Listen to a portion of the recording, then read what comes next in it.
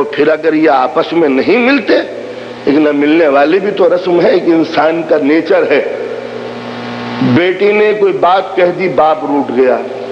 بیٹے نے کوئی بات کہہ دی، نہیں بولیں گے، بھائی نے کوئی بھائی کہہ دی، اب ان سے بات نہیں کریں گے، انہوں نے چونکہ گھور کے دیکھا تھا لہذا شادی میں نہیں بیٹھیں گے، ان سے چونکہ ریلیشن ٹوٹ چکے ہیں لہذا میت میں نہیں جائیں گے، انہوں نے یہ بات کہہ دی تھی ان کو چھوڑ دیا، انہوں نے یہ بات کہہ دی تھی ان کو چھوڑ دیا، انہوں نے یہ بات کہہ دی تھی ان سے بھی ہم تعلق ریلیشن قائم نہیں کریں گے۔ مولا کائنات فرماتے ہیں بھول جانے کی عادت ڈالو ورنہ دنیا میں اکیلے رہ جاؤ گے۔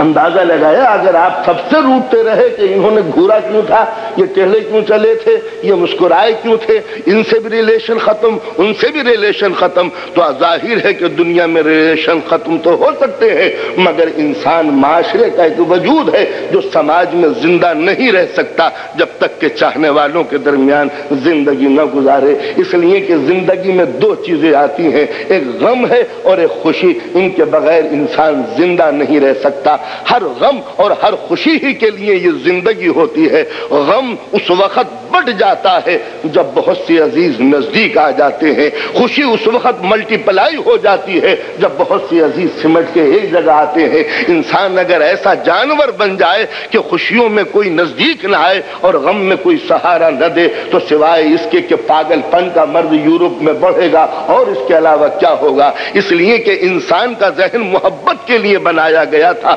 صرف کھانے پینے کا جانور ہی قدرت نے نہیں بنایا تھا۔ اگر انسان کو اس دنیا میں ممتا، پیار، محبت نہیں ملتی تو انسان پاگل ہو جاتا ہے۔ یہی وجہ ہے کہ وہ تمام کنٹریز، وہ تمام کلچر، وہ تمام ماحول، وہ تمام سماج کہ جس میں محبت نہیں ہوتی، صرف ٹریکل ٹافی لائف ہوتی ہے، اس کے اندر پاگل پن کا مرض بڑھتا چلا جاتا ہے۔ اس لیے کہ سفید شفاف پہن کے کپڑے انسان اگر کسی میل کے اندر چلا جائے، کارخانے میں چلا جائے تو جس طرح سفید کپڑوں پہ نشان پڑ جاتے ہیں، اسی طرح سماج میں رہنے والا انسان کسی نہ کسی غم کی کوئی کرش تو آ ہی جاتی ہے، کوئی صدمے کا دھبا لگی جاتا ہے۔ اس صدمے کو دھونے والے اگر عزیز نہ ہو تو آدمی پاگل بن جاتا ہے، حسین لقمے اس کے لیے زہر بن جاتے ہیں، لذیذ غذائیں اس کو تباہ کرنے کا سبب بن جاتی ہیں، کپڑا پہننے کو جی نہیں چاہتا، عشرت کی زندگی اس کے لیے بھیانک خواب بن جاتی ہے۔ لہذا انسانیت محبت کے لیے ہے،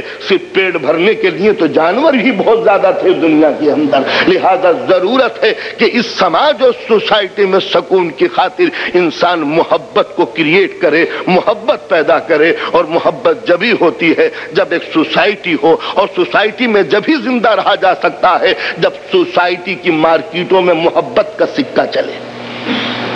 جن محبت کی سوسائٹی کی مارکیٹوں میں محبت کا سکہ نہیں چلتا وہاں پر انسان کو ذہنی سکون نہیں ملتا، پریشانیاں الجھنیں بڑھتی رہتی ہیں۔